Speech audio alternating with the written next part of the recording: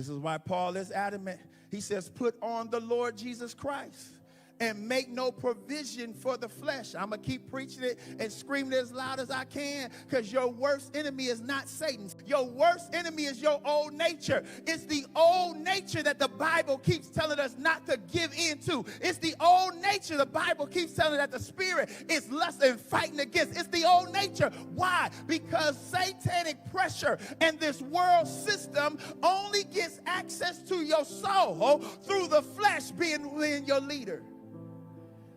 When we are led by the flesh, now our soul, our will, our emotion, our imagination, our intellect gets impacted by the system of the world. And it opens the door to Satan to come in. Ooh. Hallelujah.